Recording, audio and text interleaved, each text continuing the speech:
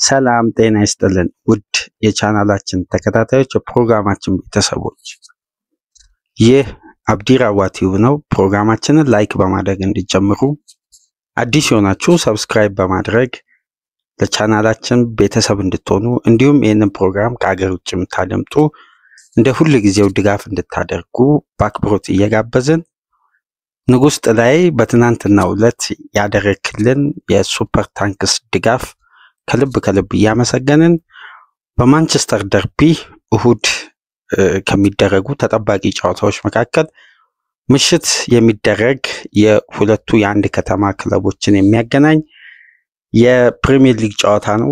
በዚህ ጨዋታ ዙሪያ መነሳት ያለበትን ነጥብ አንስተን በዚህ ተጠባቂ የሳምንቱ መጨረሻ ትልቁ ጨዋታ ዙሪያ የተወሰኑ ነጥቦችን እናነሳለን። አርብ ዕለት የተሰማው የማንቸስተር ሲቲ እና የኬቨን ዲብሮይን የ10 ዓመት በጋራ ቆይታ በስተመጨረሻ በዚህ ዓመት መጨረሻ መቋጫውን ያገኛል። ኬዲቢ እንግዲህ በውድድር ዓመቱ መጨረሻ ማንቸስተር ሲቲን በከፍተኛ ቁጥር ያለው ዋንጫ ከ16 በላይ ዋንጫዎችን ከማንቸስተር ሲቲ ጋር አሳክቶ በመጨረሻም በዚህ ውድድር ዓመት ከተጠናቀቀ በኋላ ክለቡን በነፃ ይለቃል።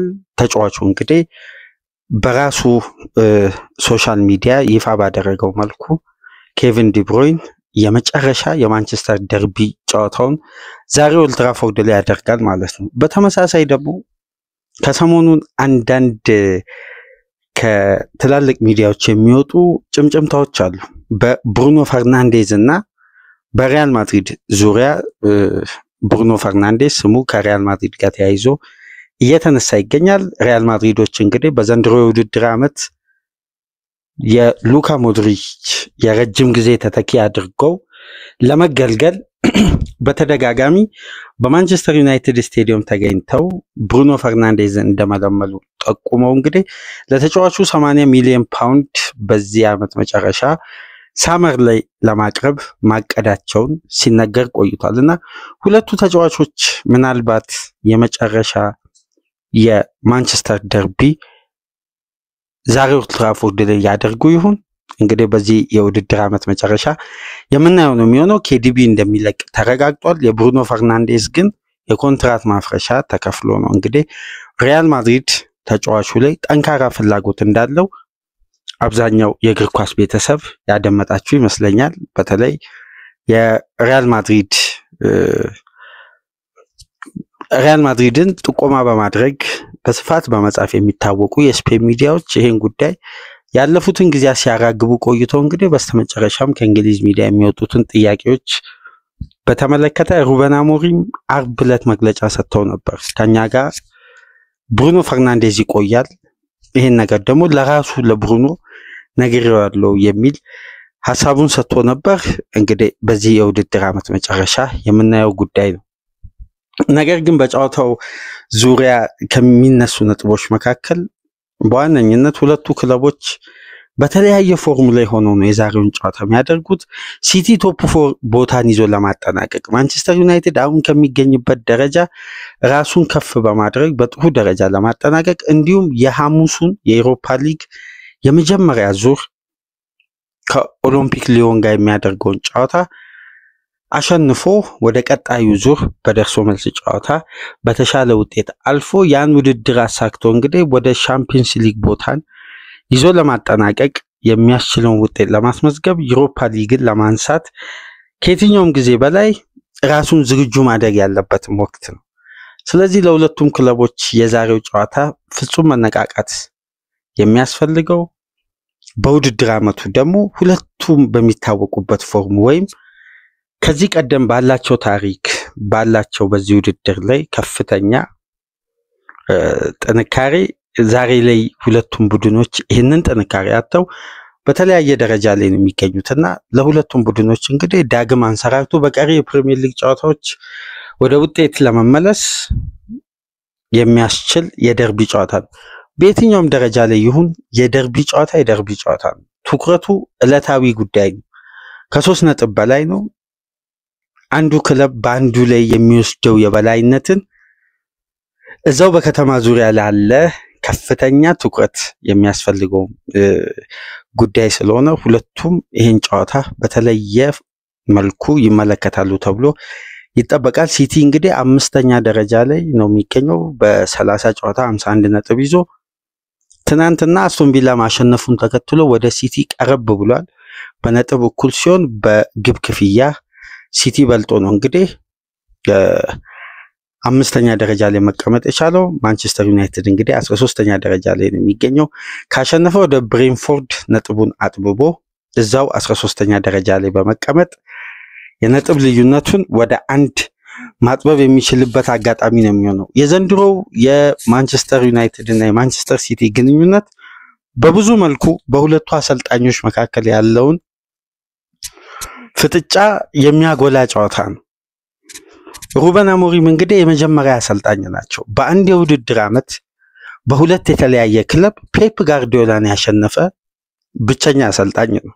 በአንድ የውድድር ዓመት በሻምፒየንስ ሊግ በዘንድሮ የውድድር ዓመት ስፖርቲንግ ሊዝበንን ይዘው ማንቸስተር ሲቲን 4-1 ያሸንፈዋል።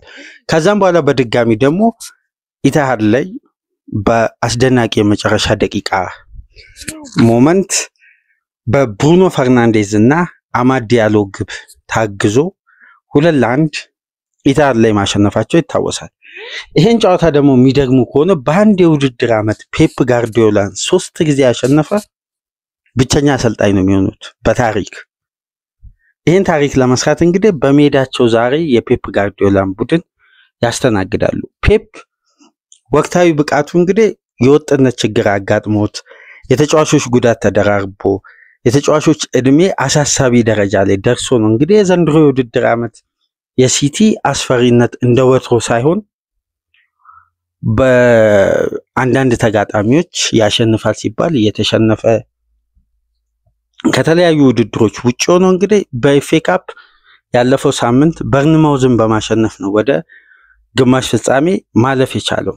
ነገር ግን ቡድኑ ለዛሬው ጨዋታ ካሉት ውስን አማራጮች እና በዘንድሮ የውድድር ዓመት በሲቲ ቤት ያለው የስኳድ ጥንካሬ ሳይሆን በታክቲክ በኩል የፔፕ ጋርዲዮላ ቡድን እድሜና ታክቲኩ ሳይመጣጠን የብቃት መውረድ ታይቶ እንግዲህ ቡድኑ የወትሮን አይነት አስፈሪነት አጥቶ ነገር ግን ለቀጣይ የውድድር ዓመት ቅድመ ዝግጅት መልሶ ግንባታ ውስጥ ከወዲሁ መግባቱን የሚያሳይ ትላልቅ ዝውውሮችን በጥር ዝውውር መስኮት ሲያደርግ ተመልክተናል።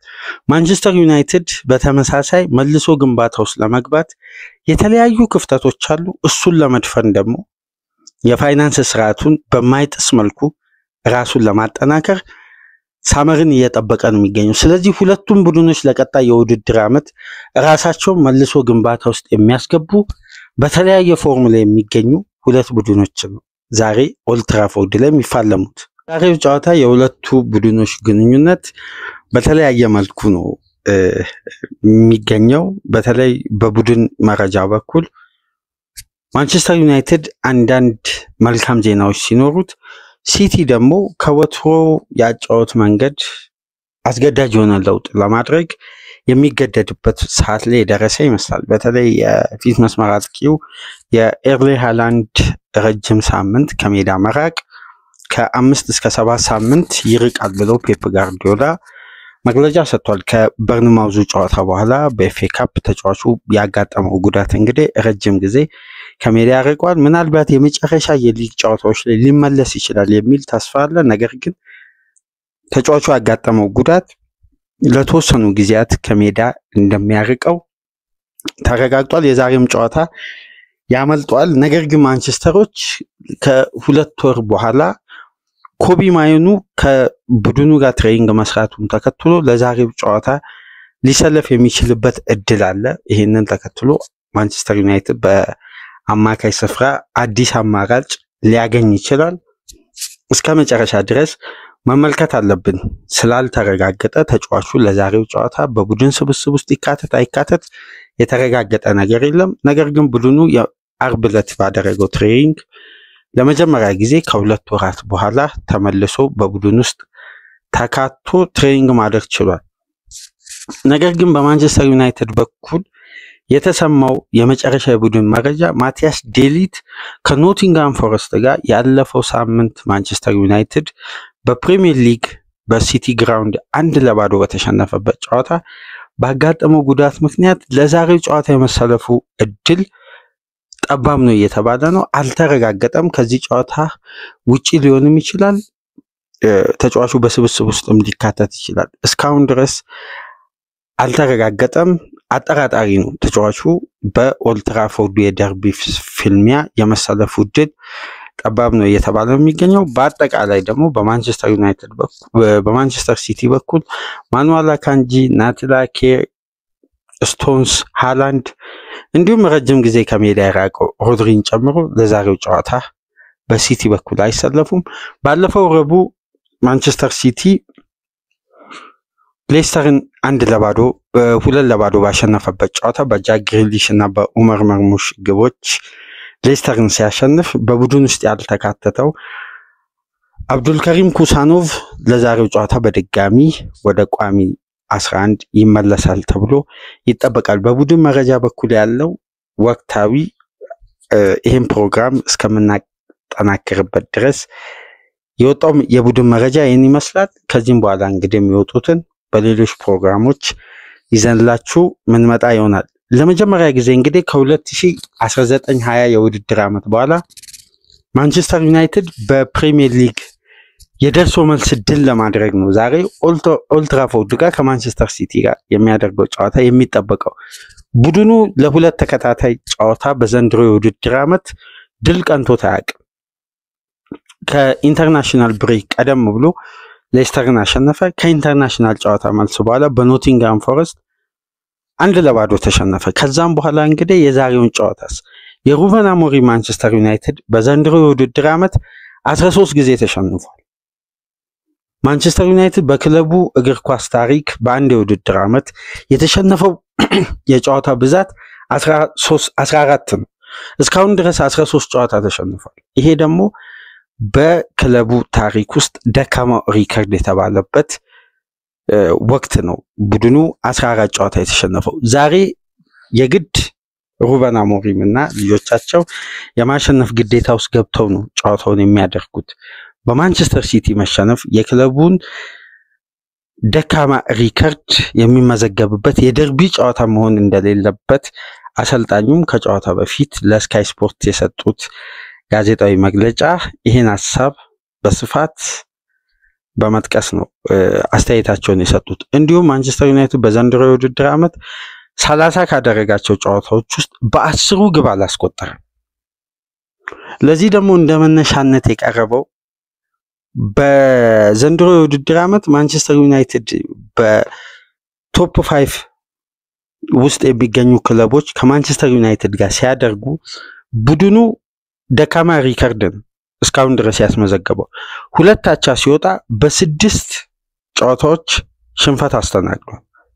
5 ግብ ሲያስቆጥር 19 ግብ ተቆጥሮበታል። ይሄ ሪከርድ እንግዲህ ዛሬ በሜዳቸውና በደጋፊው ፊት ይቀረፋል የሚልም ተስፋ አለ። በተለየ ሁኔታ የቶፕ 5 ውስጥ የሚገኙ ክለቦችን ለማሸነፍ የሩበን አሞሪም ቡድን ለዚህ ጨዋታ የተለየ ዝግጅት እንዳደረገ በተለይ ማንቸስተር ዙሪያ የሚወጡ ማንቸስተር ኢቭኒንግን ጨምሮ የተለያዩ ዘገባዎች ያሳያሉና ሩበን አሞሪም ከኖቲንግሃም ፎረስት ሽንፈት በኋላ ቡድኑ በዛ ጨዋታ የተስተዋለውን ጥንካሬ በማንቸስተር ሲቲ ጨዋታ ደግሞ ነገር ግን ራሳቸውን ከግብ ጋር የሚያገናኙበትን ሲስተም ለመፍጠር ያለፉትን ጊዜያት በተሻለ ሁኔታ እንደተዘጋጁ እየተነገረ ነው የሚገኘው። ማንቸስተር ዩናይትድ እንግዲህ በዘንድሮ የውድድር ዓመት በሁሉም ውድድሮች የመጀመሪያ ግብ በጨዋታው ይቆጠርበታል። 23 ግብ ተቆጥሮበታል። ከዛም በኋላ ቡድኑ ይሄንን የግብ አድቫንቴጅ ለመቀየር የሚያደርገው ጥረት በአብዛኛው ማንቸስተር ዩናይትድን አድካሚ የሜዳ ውስጥ ቆይታ እንዲኖረው ያደርጓል። በተለይ ደግሞ በዘንድሮ የውድድር ዓመት ከተመዘገበው ደካማ ሪከርድ ውስጥ ሌስተር ሲቲ ብቻ ነው 25 ጊዜ ቀደም ብሎ ግብ የተቆጠረበት ቡድን። ማንቸስተር ዩናይትድ 23 ግቦች ቀደም ብለው ተቆጥሮበታል። ይሄ ምናልባት ለማንቸስተር ዩናይትድ የዘንድሮ የውድድር ዓመት ድክመት አንደኛው መነሻ ነው። 23 ጊዜ ቡድኑ ቀደም ብሎ ግብ ያስተናግዳል። ከዛም በኋላ ያንን ውጤት ለመቀየር ለቀጣይ ጨዋታ ሊያደክመው የሚችል ሊያዝል የሚችል ኢነርጂ ነው በብዛት ሲያወጣ የምናስተውለውና ይሄ ደግሞ በዘንድሮ የውድድር ዓመት የተስተዋለ የዩናይትድ ትልቁ ክፍተት ነው። በተመሳሳይ ማንቸስተር ሲቲ የማንቸስተር ዩናይትድ አይነት ክፍተት አለበት። በዘንድሮ የውድድር ዓመት የፔፕ ጋርዲዮላ ሲቲ 15 ጊዜ በተለይ የመጀመሪያ 45 ላይ ብልጫ ተወስዶበታል፣ የግብ አድቫንቴጅ ተወስዶበታል፣ ይመራል ይሄ ቡድን። ይሄ ደግሞ በፔፕ ጋርዲዮላ የማንቸስተር ሲቲ የአሰልጣኝነት ዘመን ያልተስተዋለ ሪከርድ ነው። ስለዚህ ማንቸስተርም ሲቲም ያሉበት ወቅታዊ ብቃት የዛን ያክል አስተማማኝ የሚባል ሳይሆን ለዚህ ጨዋታ የሚሰጡት ትኩረትና የዛሬው ጨዋታ እንግዲህ በይበልጥ የደርቢ ስሜት ያለው የቀድሞ ተፎካካሪነትን የሚመልሱበት በተለይ ሱፐርስታሮች በሁለቱም ቡድን ውስጥ ይገኛሉ። የነ ብሩኖ ፈርናንዴስ ተጽዕኖ በማንቸስተር ዩናይትድ ቤት በተለይ በቅርብ 6-7 ጨዋታ የምናስተውለው የብሩኖ ልዩነት ፈጣሪነት፣ በሲቲ በኩል ደግሞ የነ ኡመር መርሙሽ አስደናቂ ብቃትና ቶሎ ሊጉን የመላመድ ኳሊቲ በዘንድሮ የውድድር ዓመት ካደረጋቸው 7 ጨዋታዎች 5 ግብ ማስቆጠር ችሏል። ነገር ግን 5ቱንም ያስቆጠረው በኢታድ ነው። ከሜዳ ውጪ እስካሁን በፕሪሚየር ሊግ ግብ አላስቆጠረም። ምናልባት በኦልድ ትራፎርድ ግብ ይሄ ተጫዋች የሚያስቆጥር ከሆነ ለተጫዋቹም እድገት ለፔፕም ለቀጣይ የውድድር ዓመት ተስፋ ትልቅ ጥንካሬ ይሆናልና መርሙሽም በዚህ ጨዋታ የሚጠበቅ ነው። በተመሳሳይ የብሩኖ ፈርናንዴስ ኳሊቲዎች በማንቸስተር ቤት እንደተጠበቁ ነው። ሁለቱም ክለቦች እንግዲህ የዛሬውን ጨዋታ ለ3 ነጥብ የሚያደርጉ ፍጥጫ ነው።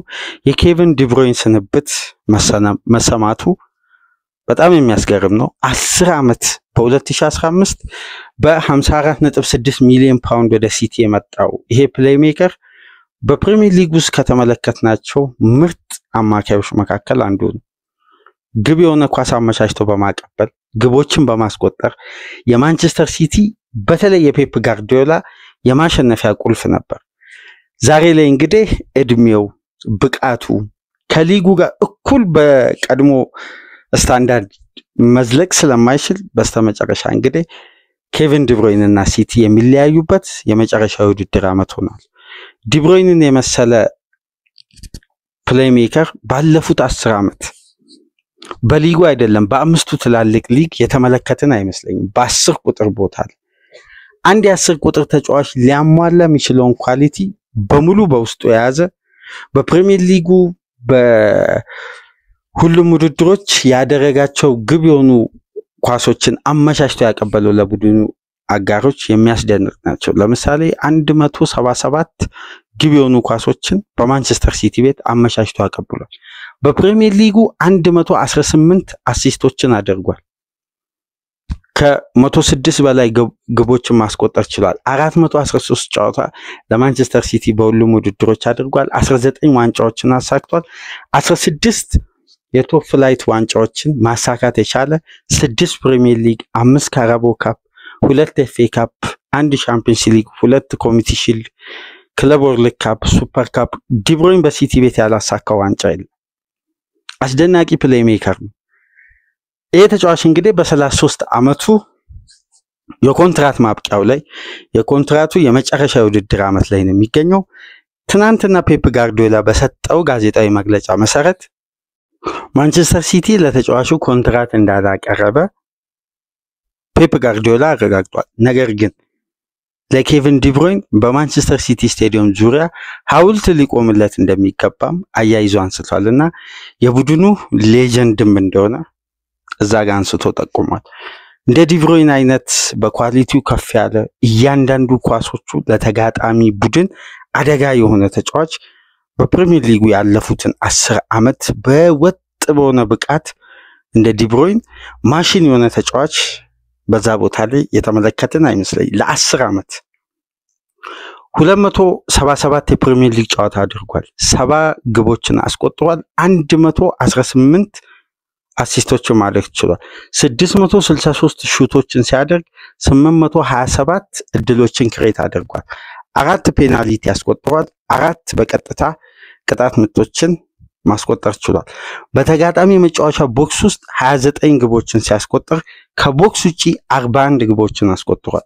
በቀኝ እግሩ 46 በግራ እግሩ 23 በጭንቅላት አንድ ግብ ማስቆጠር የቻለው ይሄ አስደናቂ ፕሌይሜከር በስተመጨረሻ በእንግሊዝ እግር ኳስ ያለው ቆይታ እንግዲህ የተጠናቀቀ ይመስላል። ምክንያቱም ማረፊያው ሊሆን የሚችለው ወደ መካከለኛው ምስራቅ እንደሆነ እየተጠቆመ ነው የሚገኘው። ምናልባት በሳውዲ ፕሮ ሊግ በቀጣይ የውድድር ዓመት ኬቪን ዲብሮይነን ልንመለከት እንችላለን። ይሄ ደግሞ የመጨረሻው የማንቸስተር ደርቢ ጨዋታው ይሆናል። ብሩኖ ፈርናንዴዝ ከማድሪድ ጋር ስሙ ተያይዞ የመነሳቱ ጉዳይ እድሜው 30 መሆኑ በዋንጫ ያልታጀበ የእግር ኳስ ዘመን በማንቸስተር ዩናይትድ ቤት አሳልፏል። ቀጣይ ህይወቱን በበርናባዩ በዋንጫ ለማሳለፍ ብሩኖ ፈርናንዴዝ ያስብ ይሁን? በዚህ የውድድር ዓመት መጨረሻ እንግዲህ ይሄም ጉዳይ ልባት ያገኛል ተብሎ ይጠበቃል። ወይ በኦልድ ትራፎርድ ይቆያል፣ ካልሆነ ተጫዋቹ በነጩ ማሊያ ልንመለከተው እንችላለን። ግን የማድሪድን ፍላጎት ይህን ፕሮግራም የምታደምጡ እንደ ቀልድ ማየት የለብንም። ጠንካራ ፍላጎት እንዳለው ትላልቅ ለማንቸስተርም ቅርብ የሆኑ ለማድሪድም ቅርብ የሆኑ ዘጋቢዎች እየጻፉ ነው የሚገኙትና ሁለቱ ተጫዋቾች እንግዲህ በዘንድሮ የውድድር ዓመት የመጨረሻ የማንቸስተር ደርቢ ጨዋታቸውን ዛሬ ምሽት 12 ሰዓት ተኩል ያደርጋሉ። ጨዋታውን ተመልክተን ደግሞ የሚመዘገበውን ውጤት ይዘን በድረ ጨዋታ በንጋት ፕሮግራማችን ተመልሰን እንመጣለን። ፕሮግራማችንን ላይክ አድርጉ፣ አዲስ የሆናችሁ ሰብስክራይብ በማድረግ እንዲሁም በሱፐር ታንክስ በሱፐር ስቲከር ከሀገር ውጭ ያላችሁ ድጋፍ ታደርጉ ዘንድ የአክብሮት ግብዣችን ነው። ንጉስ ላይ ላደረክልን የሱፐር ታንክስ ድጋፍ ከልብ እያመሰገንን መልካም የረፍት ቀን እንዲሆን ተመኘን። ሰላም ቆዩ።